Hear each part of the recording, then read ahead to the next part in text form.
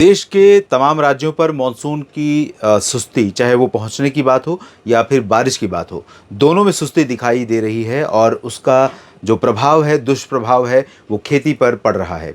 छत्तीसगढ़ भी ज़ाहिर सी बात है अछूता नहीं है, लेकिन बाकी राज्यों की तुलना में अगर हम देखें तो छत्तीसगढ़ के ऊपर कई बार बादल बनते रहे हैं और मानसून के आने से पहले भी और मानसून के आने के बाद भी बरसात होती रही है। इस सप्ताह भी कई ज़िलों पर बरसात अच्छी होने की संभावना दिखाई पड़ रही है। उम्मीद है कि जुलाई में ठीक-ठाक बारिश छत्तीसगढ़ में दर्ज की जाएगी। स्वागत है आप सभी का। आप देख रहे हैं छत्तीसगढ़ का साप्ताहिक मौसम पूर्वानुमान का बुलेटिन मौसम तक और न्यूज़ मीडिया मंच पर। मैं हूं देवेंद्र त्रिपाठी। यूट्यूब चैनल मौसम तक और न्यूज़ मीडिया मंच को सब्सक्राइब करें तमाम मौसम अपडेट के लिए और साथ में मौसम तक फेसबुक पेज पर भी आप ये वीडियो अगर देख रहे हैं तो पेज को फॉलो कर सकते हैं। दोस्तों आगे बढ़ते हैं और बात करें किस जगह की कैसी बारिश होने की संभावना। उससे पहले देखते हैं एक बार किस तरह की बारिश राज्य में हुई है। बारिश में काफ़ी कमी है पूरे ओवरऑल राज्य में, लेकिन और सामान्य बारिश कहीं पर नहीं दिखाई दे रही है। बारिश हो रही है उसके बाद ये स्थिति है। जब आप सोचिए कि जिन जगहों पर बरसात बिल्कुल नहीं हो रही है वहाँ पर क्या हाल होंगे लोगों के। सुकमा में 194 मिलीमीटर की जगह पर 87 मिलीमीटर वर्षा दर्ज की गई है। इसके अलावा दंतेवाड़ा में लगभग 88 मिलीमीटर बारिश हुई है, 176 की जगह पर आधी बरसात है ये। बस्तर में 39% की कमी है, 136 मिलीमीटर वर्षा हुई है।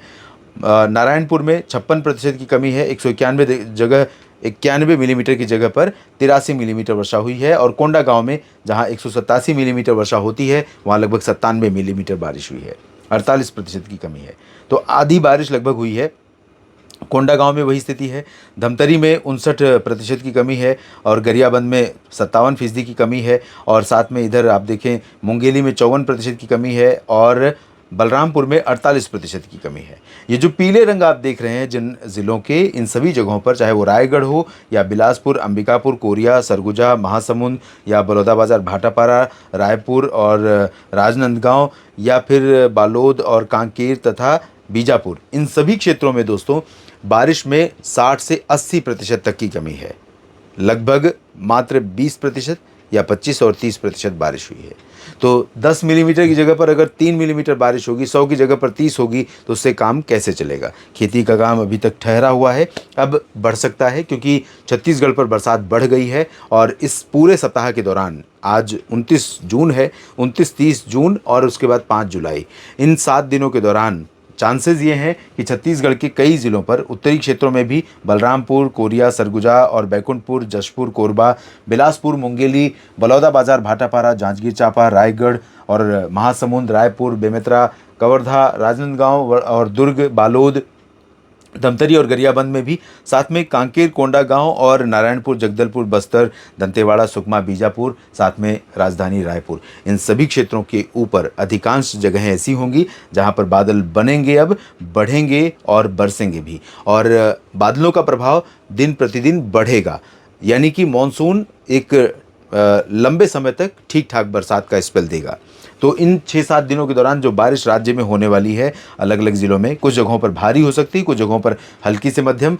उत्तरी क्षेत्रों में कोरिया, सरगुजा से लेकर इधर मुंगेली, बिलासपुर के बीच में अच्छी बरसात की संभावना है। कुछ अच्छी बारिश यहाँ पर रायगढ़ से रायपुर के बीच में, धमतरी और बालोद, दुर्ग, महासमुंद के बीच में दिखाई पड़ सकती है। तो ये जो भारी बारिश होने की संभावना है, इसमें खेती का काम न सिर्फ आप आगे बढ़ाइए, बल्कि इस बारिश के पानी को अगर आप स्टोर कर सकते हैं किसी तरह से, रेन वाटर हार्वेस्टिंग यानी वर्षा जल संचयन का जो एक विकल्प है, एक हमारे पास ऑप्शन है, उसको हम अपना सकते हैं। अगर संभव है तो पानी को तालाबों, पोखरों में संग्रहित करने का प्रयास करें, जो उस दौरान काम आए जब बारिश कम हो रही हो, क्योंकि एल नीनो का प्रभाव मॉनसून पर है, आने वाले दिनों और महीनों में भी रहेगा। 3 महीने अभी बाकी हैं और सीज़न में फसल को काफ़ी पानी की ज़रूरत पड़ेगी। तो ऐसे में पानी जब भी बरसे उसको कहीं पर भी स्टोर कर पाएँ तो बहुत ही लाभप्रद होगा आप सभी के लिए, आपकी खेती के लिए।